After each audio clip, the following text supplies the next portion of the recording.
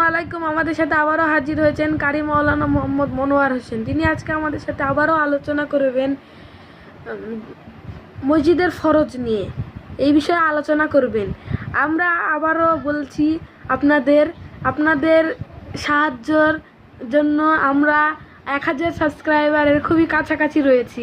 আপনারা দ্রুত সাবস্ক্রাইব করুন লাহান কোরআন বাংলা কারিয়ানা এই চ্যানেলটিকে, এবং আমাদের সঙ্গী হয়ে আপনারা থাকুন। সুস্থ থাকুন, ভালো থাকুন। আসসালামু আলাইকুম। আমি আজকে মসজিদের আদব সম্পর্কে কিছু বলার চেষ্টা করব। মসজিদে সাধারণত বর্তমান জামানাতে দেখা যাচ্ছে যে মানুষ যে ভুলগুলো করে থাকে, যেমন ছোট বাচ্চা 5 বছরের নিচে হলে এই ছোট বাচ্চাগুলোকে মসজিদে নিয়ে যাওয়া যাবেই না, এক কথায় শেষ। আর যদি 5 বছরের উপরে হয় তাহলে ওই বাচ্চাগুলোকে গার্জেন সাথে যাবে এবং তাদেরকে কন্ট্রোল করবে, তাদের দেখভাল করবে, যেন তারা মসজিদে কোনো বিশৃঙ্খলা না করে।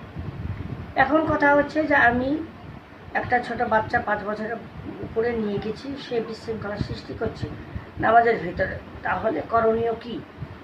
সেক্ষেত্রে নামাজ ছেড়ে দিয়ে ওই বাচ্চাকে আগে নিয়ে গিয়ে তার সেফ জায়গাতে রেখে আসা, তারপরে এসে আবার নতুন করে নামাজ ধরা, এটা মাসলা দেওয়া হয়েছে।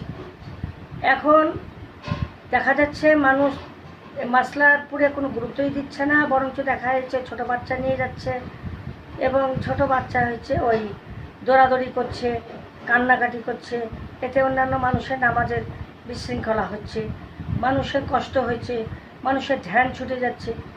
তো দয়া করে এগুলো করবেন না। এগুলো তো ছোট বাচ্চারা দৌড়াদৌড়ি করে, কান্নাকাটি করে, তারপর বিভিন্ন ধরনের হাসাহাসি করে, তো এগুলো লক্ষ্য করতে হবে। কোনো কোনো মসজিদে দেখা যায় ফিতনা বা গণ্ডগোল লেগে যায়, আবার কোনো মসজিদ দেখা যায় কিছুই বলে না। আসলে সমস্ত কিছু জানার ব্যাপার। তো আপনারা বাচ্চা নিয়ে যাওয়ার আগে হুজুরের কাছে মাসলা নেবেন, তারপরে বাচ্চা নিয়ে যাবেন। 2 নম্বর, দেখা যায় যে চেয়ার নিয়ে ম্যাক্সিমাম মানুষ বসে থাকেন, মুরব্বী হোক, ছোট হোক, বড় হোক, সবাই যেন এটা একটা ফ্যাশনে পরিণত করেছে। এটা ঠিক নয়।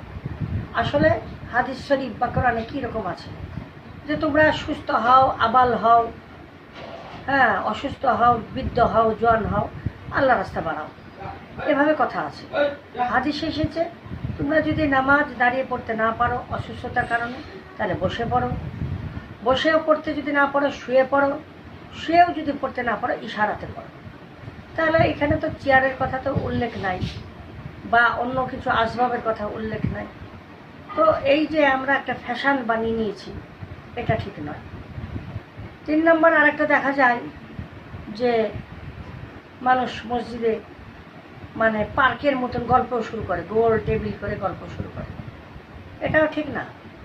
কেননা একটা গোল টেবিলে যখন বিভিন্ন ধরনের কথা হবে তখন সেখানে শেখায়ত অমুক তমক শুরু হয়ে যাবে। তো এই জন্য গেল্লা বা শেখায়ত এগুলো থেকে বিরত থাকার জন্য মসজিদে আমরা এরকম গোল টেবিল করবো না। যখন এরকম গোল টেবিল করবো তখন কি হবে? ফিতনা হবে, ফিতনা হবে, তারপরে মসজিদে আদব নষ্ট হবে, তারপরে আমাদের যে ইখলাসগুলো সেগুলো নষ্ট হবে, ইবাদত নষ্ট হবে মসজিদে। এই জন্য আমরা মসজিদে গোল টেবিল করে বা অনেক লোক মিলে গল্প গুজব করা থেকে বিরত রাখি। মসজিদে আমরা অজু থাকা অবস্থায় বসে থাকবো, জিকির করব, আল্লাহর নাম করবো, সুবহানাল্লাহ, আলহামদুলিল্লাহ, লা ইলাহা ইল্লাল্লাহ, আল্লাহু আকবার, এরকম পড়তে থাকবো। তো নামাজ পড়া সব পেতে থাকবে। আর আরেকটা যেটা দেখা যায় সেটা মসজিদের যে ওই এসি থাকলে, এসি হয়তো কেউ দান দিতে চান না বা দেরি করেন, এটাও ঠিক না, এটাও দেওয়া দরকার। বা মসজিদের সুইচ টিপাটিপি শুরু করে দেয়, এটা আসলে ঠিক না। আসলে তো এটা মসজিদই করবে বা যে আছে সেই করবে, তাহলে মসজিদের জিনিসগুলো রক্ষণাবেক্ষণ হয়। কিন্তু আমরা তা না করে আমরা পটাপট টিপা শুরু করি, ইচ্ছা মতো ইয়ে করি, দিয়ে জিনিসগুলো নষ্ট করার ইয়ে করি। তো এই জন্য আমরা মসজিদে, তারপরে মসজিদে যখন ঢুকে যাব, ঢুকে ইত্তেকাফের নিয়ত করব। যেমন আগে নিয়ম হচ্ছে দরুদ শরীফ পড়া, আল্লাহুম্মা ইন্নী আউযু, এই আগে দোয়া পড়া, তারপরে ইত্তেকাফ পড়া, নাওয়াইতু আন সুন্নাতুল ইত্তেকাফ মা দুমতু ফি হাজার মসজিদ, এরকম করে নিয়ত করে মসজিদে ইয়ে করা।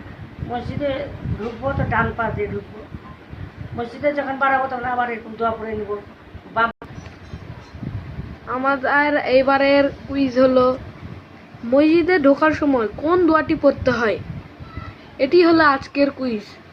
যারা যারা উত্তর দিতে পারবেন তাদের জন্য রয়েছে আকর্ষণীয় পুরস্কার। তাদেরকে এই পুরস্কারগুলো হুজুর তাদের বাড়িতে গিয়ে অথবা কোরিয়ার সার্ভিসের মাধ্যমে পাঠিয়ে দিবেন। আপনারা সুস্থ থাকুন, ভালো থাকুন। এই ছিল আজকের ভিডিও। এই বাল লুটছি না, তো লুটছি না, অফ হচ্ছে না, অফ